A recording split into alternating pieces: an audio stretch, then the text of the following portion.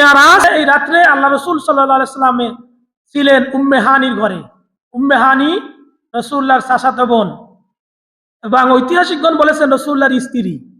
এখন রাসূলুল্লাহর স্ত্রীদের নামের তালিকা তার নাম পাওয়া যায় না, এবং আরেকটি বর্ণনা পাওয়া যায় এই উম্মে হানির ঘরে ছিলেন না, আল্লাহ রসুল কাবার হাতিমে ছিলেন।